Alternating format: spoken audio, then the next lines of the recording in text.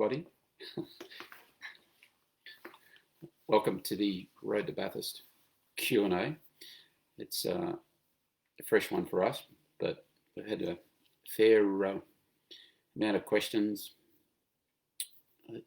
actually heaps of questions, how to get to Bathurst, and this is what we do. So we're here to answer all your questions as best as possible, and hopefully you can see us through this system. It's tried and true, and I just have to get used to the vision that'll come through, and we'll do our level best to just do everything possible to put you straight. If you want to get racing, we can do it, especially at Bathurst. We had an opportunity to go there last November on the challenge. We took 3 cars. One was our production Mazda SP25 that we're getting ready for the Bathurst 6 hour that hasn't come yet. So we're a year late, but the car's going pretty good. We had our Road to Bathurst driver, Ryan Gilroy. He had 2 days of 4 20-minute sessions, a lot of track time up there, and performed remarkably well. I think better than I could have done in that car at the same condition. So I was pretty pumped. And we had another one of our young guys, Carter, young Travis, and he had his own Pulsar up there. He cut pretty good time after a while, and we did a lot of dissecting the track, getting him up to speed, and the car went well. He drove well, very safe, confident, but not being overconfident. Another one of our guys we helped last year was a Pulsar driver, and he jumped in somebody else's car and ripped around the track. I haven't spoken to him about talking about this, so I won't do his name, but he did win the hour enduro and the half-hour enduro, and really set some good times at Bathurst. But that's a bit of an aside. But the general stuff that people want to know is why actually we're doing this. Over the many years, we've taken a lot of people to Bathurst to help them get around. I've had to drive there many times myself. I think it was 3 or 4 years ago we ran a little Toyota 86 and had a ball. That was really good stuff. But for the last couple of years, I've actually you get a bit busy, sort of training and running a race team. So my actual driving duties are a little bit less than perhaps what I'd want. Anyway, that's how it goes.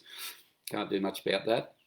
But we're so busy doing this, and hopefully this will be a good medium for anyone that's even got a sprinkle of an interest in getting to the ultimate track in Australia. But on the way, as part of the program, on the way, we actually go to quite a number of tracks. Depending on state you're in and what the state of COVID is, which punched a hole in a lot of people's plans, we normally kick off at a relatively unknown circuit at the minute at Pheasant Wood. It's a refreshed circuit that has been around for quite a while, but it's been extended, widened, upgraded, updated, and it's just a lovely, lovely place to go to. You really love it. It's busy. It's about 1.6 Ks, and it's just a superb track for coaching. And we kick off there in general, mainly because we, as a group, and a lot of the guys and girls that support us, we've probably done over 10,000 laps at this place. So we're very familiar. We do a heap of laps with the Road to Bathurst guys just to get on the same page, that we're thinking the same, help them with some discipline stuff. You have to be really, really on your game, especially when we get further down the track. Because what we find, and you would have seen it yourself if you ever watched Bathurst, if you make a poor decision there, it can be pretty disastrous. So we try to take that out of everyone's game. Through our knowledge, we like to hope that we understand all the foibles of the place, but because it's a structured program, by the time you get to Bathurst, you're pretty well on the pace. You've got the armoury that's been supplied by us to be able to drive there, race there in a confident manner. What do you need to start? How do you get going? So we can have a look at the questions. I think they're starting to pop through shortly, and we can answer how to get going, but I'll kick it off.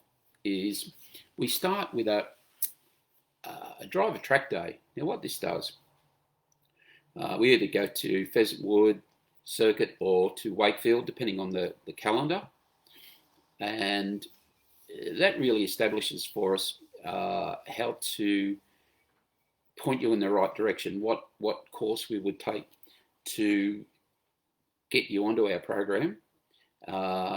It's actually a one-off. It's not part of it, but it's a prelude to it, as it were.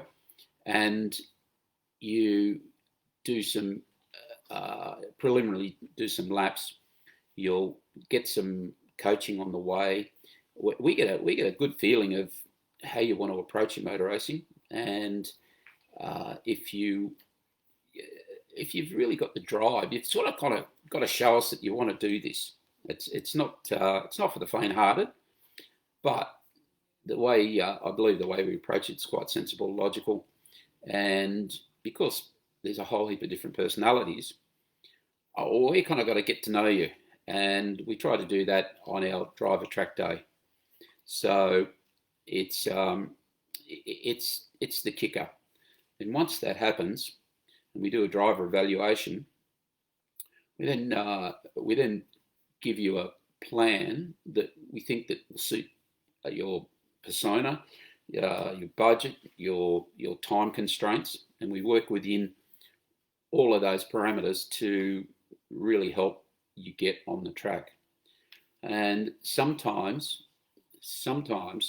this is not for you, and we don't try to massage things where it's not correct. So if something's not for you, we'll say that, and maybe we can pivot to another direction with sprint racing or just low-level grass racing. No, grassroots racing, I should say. Don't worry about the lawnmowers. And apart from that, just trying to read some of these questions that are coming through. It's yeah, I'm just getting used to this at the minute, so don't run away on us. There's some questions coming through, and okie dokie, John Fortescue, whom I don't know. The question is, hi Phil, how much one-to-one coaching do you do? And the second part of the question is, how is the training structured? Okay, John Fortescue, and I don't know where you come from here, it doesn't say, but the one-to-one coaching, again, we find out with our driver evaluation or our driver track day program how we put the folks into our program. Once we do that, we spend a lot of time on one-to-one. I can't tell you the exact minute, the exact half hour, but there's a lot of seat time in being beside the person, male or female, wishing to start our program. There's video there that we analyse for them. We don't do data at this stage, so let's take that out of the equation, because if you're at the wrong spot at the right time on the track, data ain't going to help you. So there's a lot of time we spend with the person on one-to-one, because normally the sessions are very limited with people. They're not crowded like some other things happen in this part of the world. And how is the training structured? Yes, okay. So there's various structures that we do have. Again, it depends on the person, what experience the person's had, if they've done any track days, previous race experience, and everyone, again, is different. So we structure it to suit the person, that comes to us because people learn in different ways. People learn orally, visually.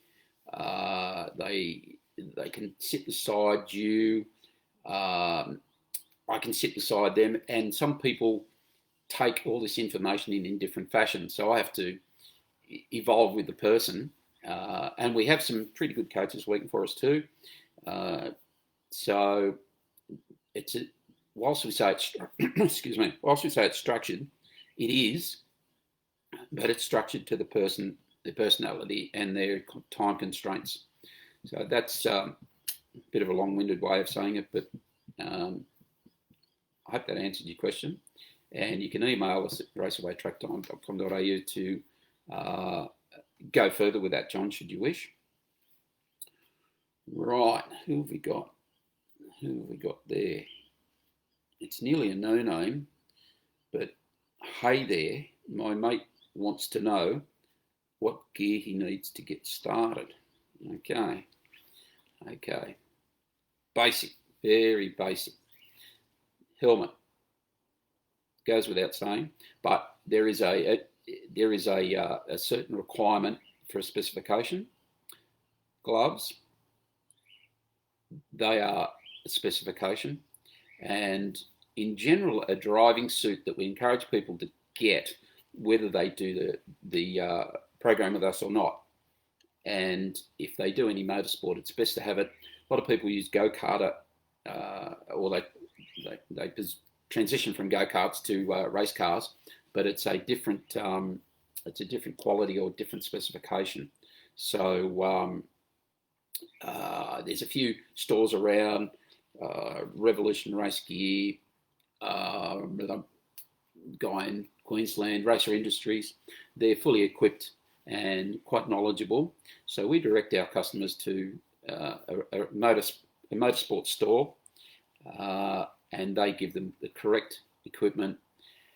Now, to kick off, from memory, one of our last customers, they got fitted out with everything: helmet, boots, suit, gloves, fire retardant underwear, and from memory, it was about $850. But if you really want to get cracking, you can spend $2,000 on a helmet. Fantastic. $10 head, $10 helmet. So your helmet is really down to you how much you spend. It's endless. You of course have to, again, not have to, but highly advised, wear a harness device, because to actually go to Bathurst to race there, it is a requirement. Most of the races that are CAMS sanctioned require a harness device, which it goes under your seatbelt, tethered to your helmet, that in case of an accident, it doesn't try and leave your body. So if you watched any motor racing at all, you'll see this big thing around people's necks, and that's what they call a harness device, head and neck support. So I hope that's worked. Right. Oh, some from Benji Fraser. Does it help if I have my own car? Yes, no, yes, no, yes, no.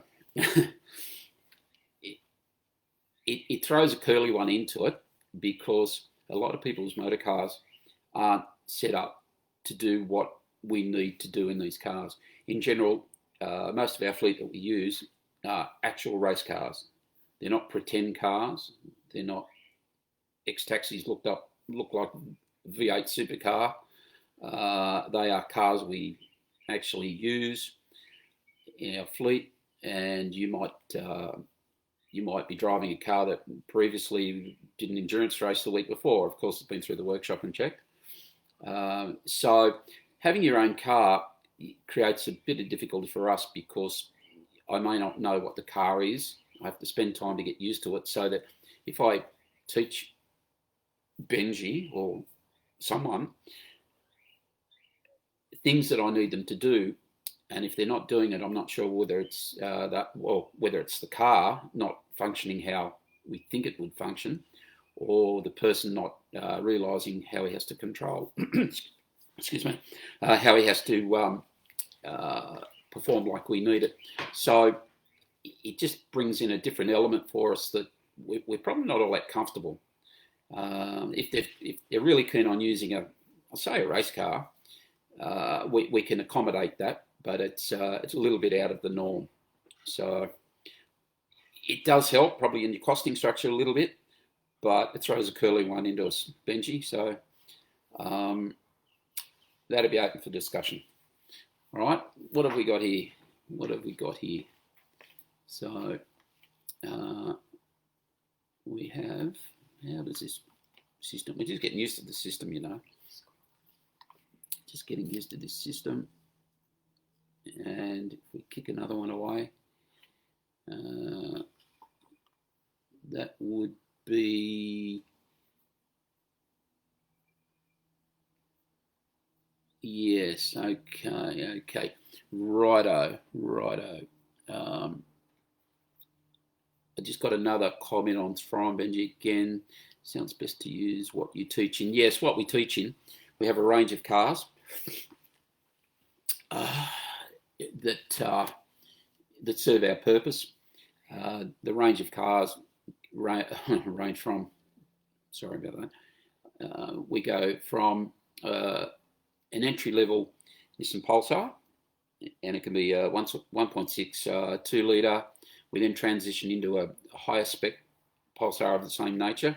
Just happens we have a bunch of these cars and we use them for various different classes of racing. Probably the highest class would be the Australian Pulsar Racing Association. We've got top 10 car in one of in that series, plus some mid-level cars. But we use them also in our program. We then would possibly transition into Toyota 86. We have 2 litre NC MX5 sports production racer that we do a lot of endurance racing in. And we also have a couple of RX8s for the RX8 Cup. And again, we use those cars for coaching. And then we got a M3 BMW, but you got to be a little bit better than the norm to hop in that, because it can give you a few surprises if you're not right on it. So we've got a pretty good range of cars to suit everyone. And the Bathurst car we have is a little Mazda SP25, Mazda 3 SP25. I touched on it briefly before, but we find it an economical car to race in its own right. And I know economy and motor racing is sort of, they're not really linked, but anyway, it's a class car. Not that car, but that style of car has won its class at Bathurst before. We've got this car. We've done a lot of running in it, and we've used it for the last 2 challenges at Bathurst, and it's performed quite adequately. So we're very happy to enter it into the next 6-hour race at Bathurst at Easter time. So you can log on and check it out. So I know I'm going to have a glass of water. Thank you very much, my darling wife. Righto. The next one, Ryan G. For the guys getting serious in motorsport, what other areas of sport do you focus on during the program? Yeah, okay. It's very important to get guidance in the public media, the Facebook style public media. I say to my guys and girls, you can be the best driver in the world, but if no one knows about you, it doesn't matter a toss. So through the program, we have I suppose you'd call him a V8 superstar or a rising superstar. He has raced in the Super Cheap 1000 and he's a level 2, level 3 driver. His name's Jaden Ojeda. He was a go-karter with our guys through the years. We've known Jaden since he was about not very old, but he's risen to the Super Cheap 1000. Now, Jaden works very hard on public media. He's got an extremely high understanding of what needs to be done to promote yourself, to make people aware of your advances in the motorsport and how you help yourself and sometimes nobody else will help yourself to expose and gain sponsorship. The other thing that Jaden surprised us with is his knowledge in physical health and well-being, because he's, say, a highly tuned athlete. His knowledge is unbelievable, and he's of the opinion that that's one thing you can get a very, very good advantage on over your competitors if your mental and physical health is top class, and it's easy to do. Excuse me. I've sat in these lessons that he gives, or these talks that he gives, and I'm absolutely amazed at the common sense that comes out, and you go, yeah, that's just simple, but wow, nobody does it. So it's free power. He's giving you free horsepower. There's tips along the way, and Jaden comes with us a fair bit, and he's done some coaching for us. And so from time to time through the year, we get guys like Jaden, etc., to come and give our people that have taken up on the course some insight into how the top level actually operate, and it's just an eye-opener. So now here is some of the clever people. Is it okay to be faster than the instructor? Well, even before that question popped up, I don't know what to say about that. Even before the question popped up, I said early on in the start of this that we were at Bathurst in a little Mazda, and one of our drivers, he cut a pretty good time, and I said I doubted if I could do that. So I was very happy to be for him to be faster than me, or what I thought I could do, because it was quite eye-opening. And the car wasn't damaged; it didn't have its neck wrung. So yes, it's okay to be faster than the instructor, providing you don't bust the car on me. What can I say? Right, who have we got? We've got somebody rolling through here. Whilst that happens, I'll just continue with my little bit. Yeah, you can tell I'm an apprentice at this. Anyway, it is what it is. So when we finish with Pheasantwood, we go to Wakefield Park. Again, a great circuit, a really good place to get this sort of the second level of training, of coaching. We walk you through how to actually even start in the morning before you come to a race meeting, even if you're going to bring your own car, which you're not. But we get you into the system that you don't get caught. You know the paperwork. You know exactly where to go to get the time transponder if you need it, who the officials are to talk to, how to sign in, how to do all the homework that does confuse a lot of people. Same with Eastern Creek. We go there. That's about the third tier, because it's a much higher circuit. Turn one at Eastern Creek's about 200 kilometres an hour, so we kind of don't go there first. So we transition up to there half, 3/4 of the way through the program, and we find that it's the best way. And I keep saying to people, we've got to fly the Cessna before we fly the Jumbo. And sometimes you've got to just have a little chat again and say to the guys, hey, we're trying to fly the Jumbo again before we've even finished with the Cessna. So let's pull ourselves back a bit, because if we don't do our job that you're paying for, I don't get the result that I want to see out of you, and you don't get what you pay for. So it's pretty important that we follow the logical steps. Who's there? What is your history of racing? God, what is your history of racing at Bathurst? I raced in the Group C era with primarily Mazda Group C Mazda RX-7s. The first time we went there was in '81. I think we built our own car out of a production car that I had. They were a pretty new car then, and it was in a bit of a probably a bit of a rush, but anyway, that's life, and we were just learning. and it was horrible. It was just a horrible, horrible motor car. Okie dokie. Didn't finish, 50-cent piece as usual, yada, yada, yada. But I had a fabulous mentor. And so through the next year, we developed the car, made it better. Off we go again with the same co-driver. And we finished top 10, which we were very, very happy for a privateer. During that time, we did some other not production car, the Group C races at CRC 300, raced at Surfers Paradise in the car. I raced that car at Sandown. Where else did we race it?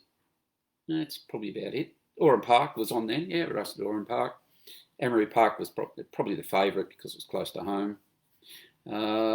So the next year, yes, that was 82, 83, another top 10 finish, which was great. And that was the last time I raced that car. I leased it out to my old co-driver and another newbie at the time. And again, that finished in 84, another top 10 finish.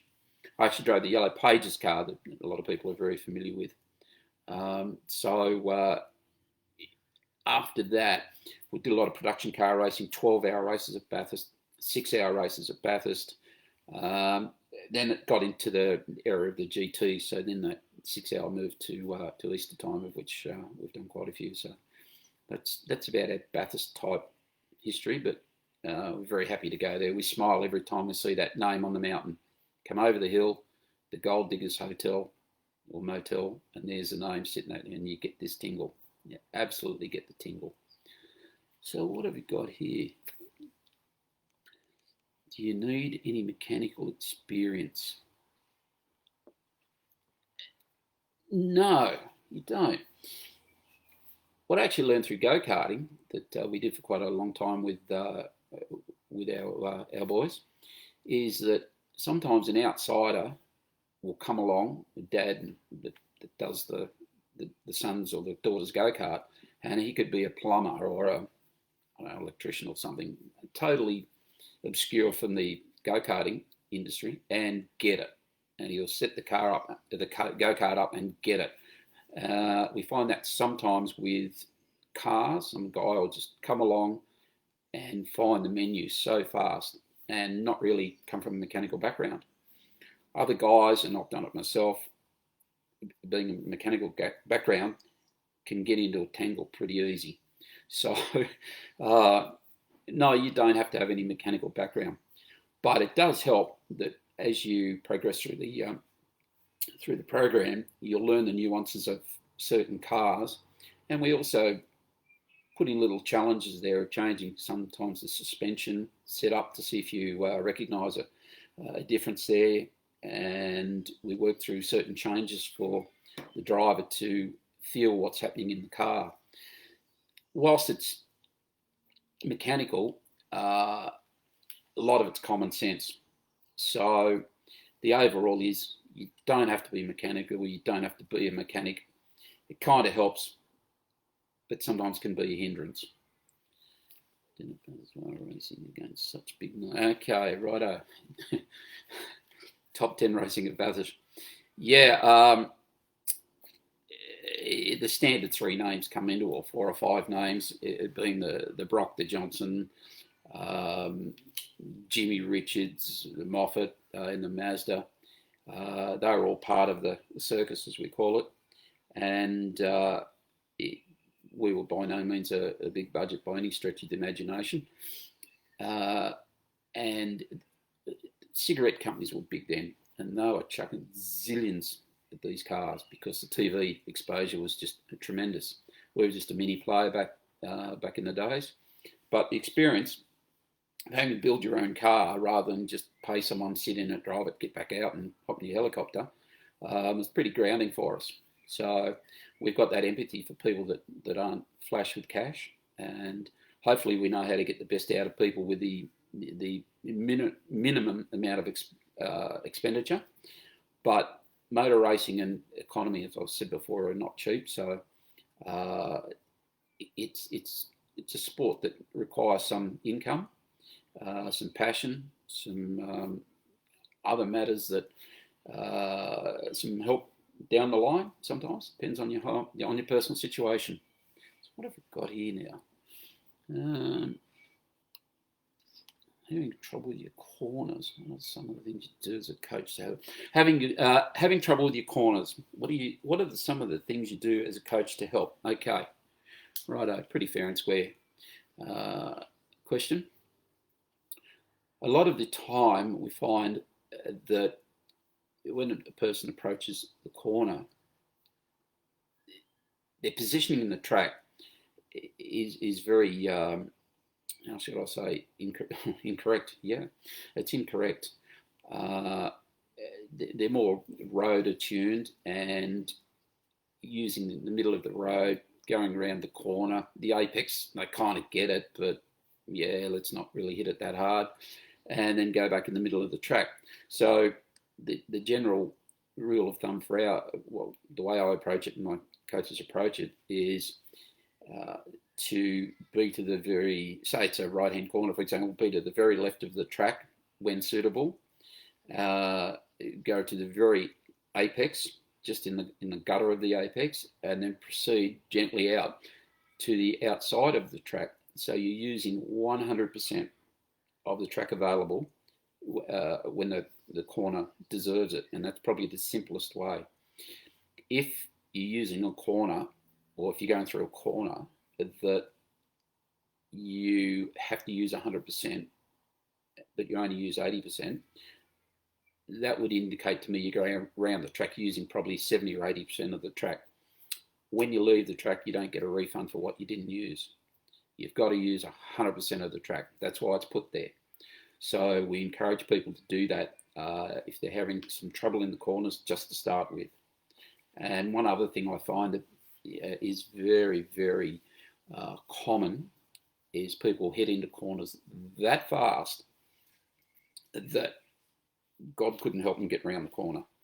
So a lot of times we have to slow people up in going into the corner, and then they actually get a lot faster by slowing themselves up, controlling the car, hitting their points, and not destroying the car too in the process.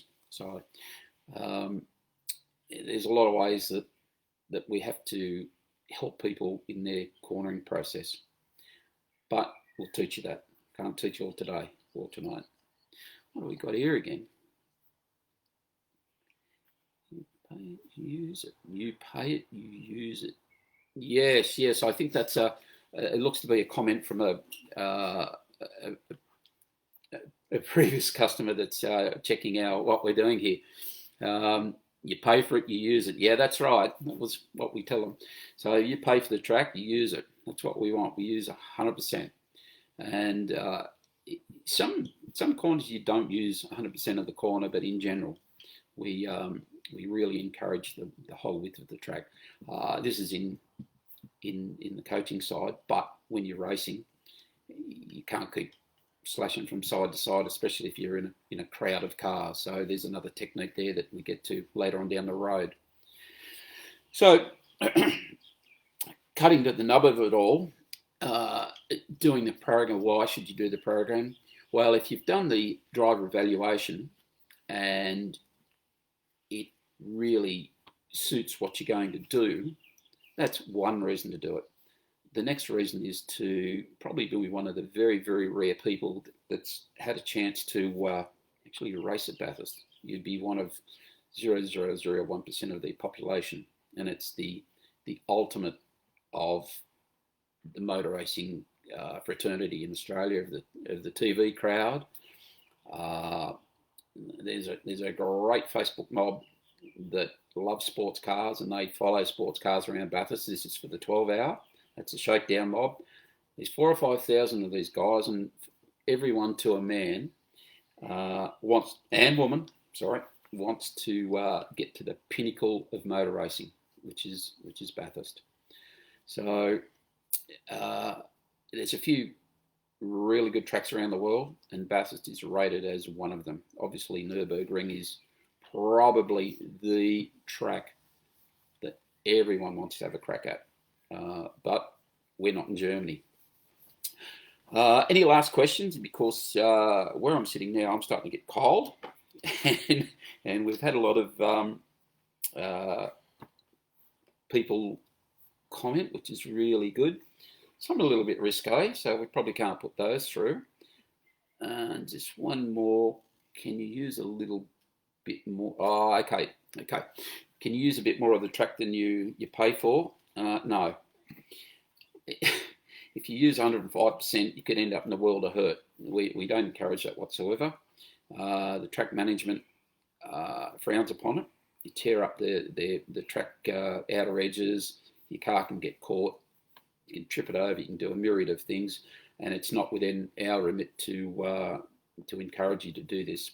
We really work hard to keep you within the strains of the circuit, and especially at Bathurst, you start getting off the race line, having taken too many risks, wow, you come undone. And I'm sure you've seen some things happen when people do come undone. So we don't encourage that whatsoever. I don't think any more questions, guys, because if not, you can send your questions to info@raceawaytracktime.com.au, and we're happy to answer any of those that sort of haven't popped up or you've been a bit shy to ask, and give us a crack and have a happy day. Thank you.